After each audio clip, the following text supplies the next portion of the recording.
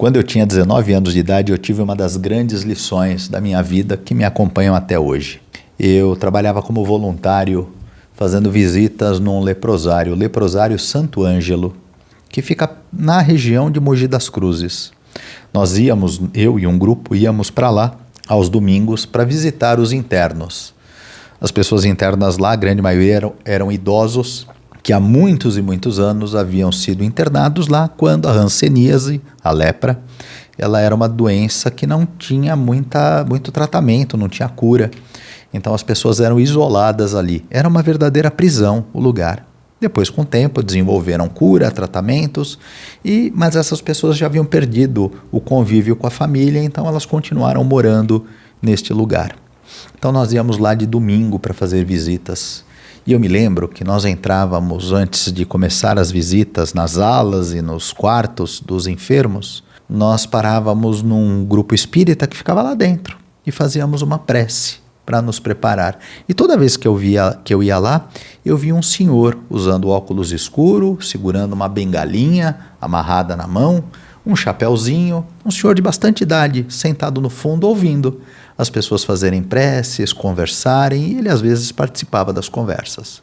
Uma das vezes que eu fui, este senhor, logo depois de nós nos prepararmos para fazer a visita, esse senhor saiu na nossa frente. E logo em seguida eu fui atrás. E havia um lance de escada que ele precisaria subir para sair do lugar. E ele, usando óculos escuros, para mim ficou óbvio que ele era cego. Eu perguntei para ele. Falei primeiro, bom dia, o senhor permite que eu lhe ajude a subir as escadas? E ele agradeceu e disse, claro, meu filho, quero ajuda sim. E aí começamos a conversar, eu ajudei a subir o lance de escada e depois fui levá-lo até o seu quarto, até onde ele morava. E ele começou a me perguntar o que eu estava fazendo lá, quais eram minhas intenções ali, o que eu fazia, e começamos a conversar. Foi quando ele me deu a grande lição de vida que me acompanha até hoje. A lição dele foi contando um pouco sobre a história dele. E ele me disse, meu jovem, eu quando era bem jovenzinho, mais ou menos da sua idade, lá com 18, 19 anos de idade, eu nunca gostei de estudar. Eu sempre gostei de ler gibis.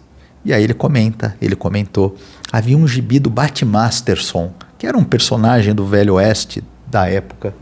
Eu adorava ler os gibis do Bat Masterson. E minha família dizia, vai lá, estuda, se prepara, um dia você vai precisar. Ele falou, como eu nunca dei bola, eu não ligava para isso, não estudava, até que eu fiquei doente. E doente, eu fui mandado aqui para o leprosário, fui internado aqui compulsivamente, eu tive que vir e fui internado aqui. Aí eu pensei, acho que vou começar a estudar para ocupar meu tempo. Ele falou, quando a primeira coisa que a doença atacou foi meus olhos. Eu fiquei cego pela lepra, pela hanseníase.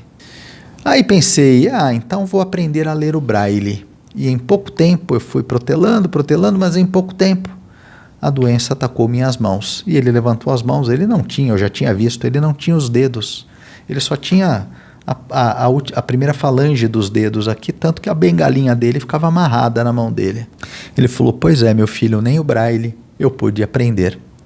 Hoje, desde aquela época até hoje, eu dependo de pessoas como você para me ler uma notícia no jornal, para ler um livro, para eu me instruir, para eu me capacitar para conhecer alguma coisa. Aí ele me disse a coisa que me marcou. Não perca o seu tempo com futilidades. Estude, capacite-se, esforce-se sempre que possível, leia alguma coisa. Porque hoje, depois de tantos anos, eu sinto tanta falta de não ter feito isso na minha juventude. Essa lição para mim marcou demais.